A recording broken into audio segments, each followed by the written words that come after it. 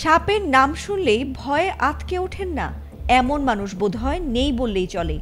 আর বিষধর সাপের ছোবলে মুহূর্তেই প্রাণহানি হতে পারে যে কারোরই।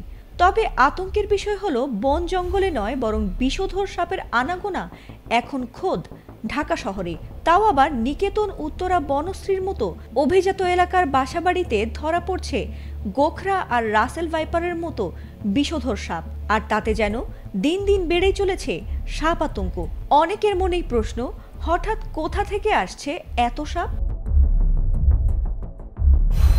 সম্প্রতি রাজধানীর নিকেতন, উত্তরা, বনশ্রী, মোহাম্মদপুর, বছিলা ও আফতাবনগর সহ একাধিক এলাকা থেকে উদ্ধার করা হয়েছে ভয়ঙ্কর বিশালাকৃতির রাসেল ভাইপার ও বিষধর গোখরা সাপ। অ্যানিম্যাল ওয়েলফেয়ার অ্যাসোসিয়েশনের তথ্য মতে গত ৩.৫ মাসে ঢাকা ও আশেপাশের এলাকা থেকে উদ্ধার করা হয়েছে অন্তত ৩২১টি সাপ, আর এগুলোর মধ্যে বেশিরভাগই রয়েছে বিষধর গোখরা।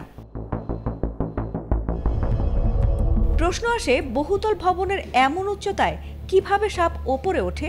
এই বিষয়ে অ্যানিম্যাল ওয়েলফেয়ার অ্যাসোসিয়েশনের সদস্য আদনান আজাদ জানিয়েছেন, অনেকেই ভবনের সামনে বা বারান্দায় শোভাবর্ধনের জন্য বাগান বিলাস বা লতানো ফুলের গাছ লাগিয়ে থাকেন। আর এসব গাছ বিল্ডিংয়ের দেয়াল ঘেঁষে বেঁধেও দেন, আর সেখান থেকে সাপ বেয়ে উপরে উঠে আসে।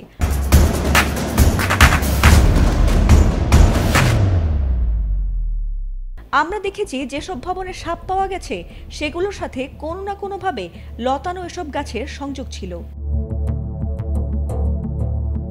তিনি আরও বলেন, সাপ ঢাকায় নতুন করে আসেনি, আমরা তাদের আবাসভূমি দখল করে সেখানে বিল্ডিং বানিয়েছি, তাই এখন তারা বেঁচে থাকার আশ্রয় খুঁজছে। কিন্তু আরও বড় উদ্বেগের বিষয় হলো, ঢাকার বেশিরভাগ হাসপাতালে বর্তমানে সাপের কামড়ের পর্যাপ্ত প্রতিষেধক নেই। কিন্তু যে হারে সাপের আনাগোনা বাড়ছে তাতে প্রতিটি হাসপাতালে অ্যান্টিভেনম ও প্রশিক্ষিত ডাক্তার থাকা বেশ জরুরি।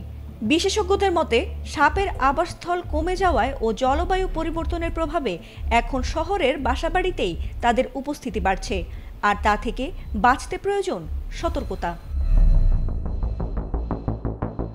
ফাতিমা সুলতানা, এটিএন বাংলা।